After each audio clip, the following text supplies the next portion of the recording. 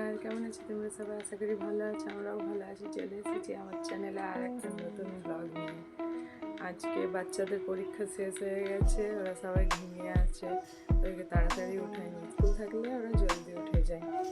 এখন ঘুমাচ্ছে, থাক ঘুমাক।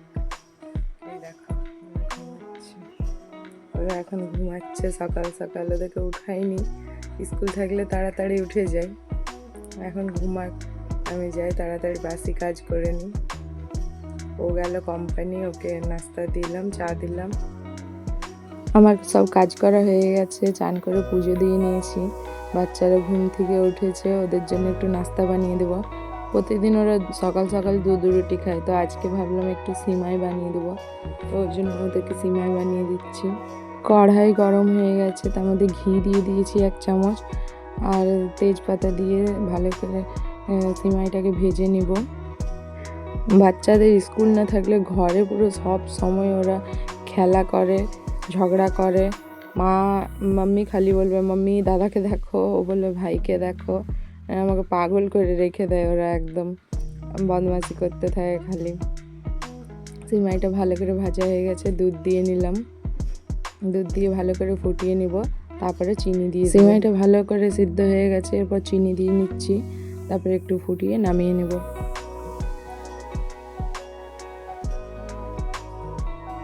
দেবাংশু আর দীপকের পরীক্ষা শেষ হয়ে গেছে, এখন ওরা খালি খেলছে, টিভি দেখছে। আজকে শনিবার, দীপক যাবে ড্রয়িং ক্লাস না।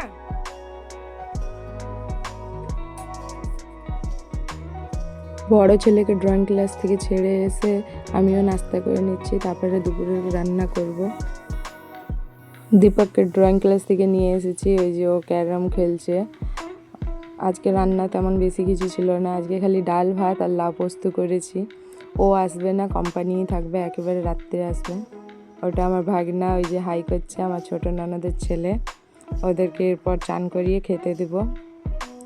আজকে বাচ্চারা বলেছিল দই ভাত খাবো, তার জন্য ওদেরকে দই ভাত দিয়েছি। ওরা দই ভাত পেলে মাছ মাংস কিচ্ছু খাবে না ওরা, মানে এত ওদের পছন্দের খাবার একটা। ওদেরকে খাইয়ে ঘুম করিয়ে তারপরে সন্ধ্যাবেলায় বলেছি পার্ক নিয়ে যাব। ঘুম থেকে উঠে গেছে বাচ্চারা, ওদেরকে একটু নাস্তা করিয়ে আমিও একটু চা খেয়ে চলে এসেছি ফিটনেস পার্কে। বাচ্চারা খেলছে, আমি বসে আছি। আগে প্রতিদিনই পার্কে আসতাম, সকাল সকাল মর্নিং ওয়াক করতে আসতাম, এক্সারসাইজ করতাম। আমিও বাচ্চাদের স্কুল থাকে না সেই সময় হয়, কারণ সকালে বাচ্চাদের স্কুল থাকলে একদম সময় হয় না আসার। তো সন্ধ্যাবেলায় আসি গরম ছুটির সময় বাচ্চাদেরকে নিয়ে। আমি, আমার ননদ, তারপরে আমার ভাগনার বউ, সবাই মিলে, আমার যা। সন্ধ্যা হয়ে গেল, তো পার্কটা অনেকটা খালি হয়ে গেছে। এরপর আমরাও বাড়ি চলে যাব। বাচ্চারা যেতে যাচ্ছে না, অনেকদিন পরে এসেছি তো, খেলছে সবাই।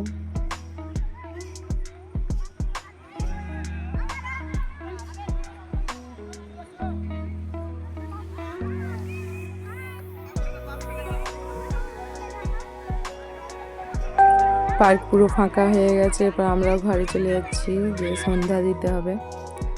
ঘরে এসে গেছি, সন্ধ্যা দিয়ে খাবার বানাবো।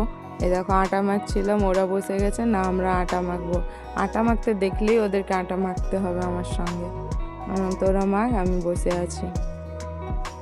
আমি জল ঢেলে ঢেলে দিচ্ছি, ওরা দু ভাই মাখছে।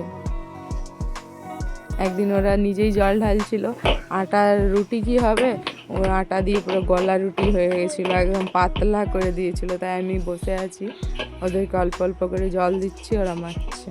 দেবাংশু কি করছো? দেবাংশু এদিকে দেখো, কি করছো? আটা মাখছো, তারপরে রুটি বানাবে দেবাংশু। ওরা এখন একটা করে রুটি বেলে বানাবে, তারপরে ওরা এখান থেকে যাবে।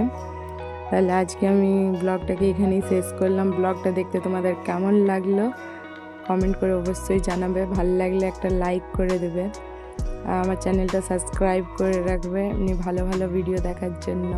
Bye bye.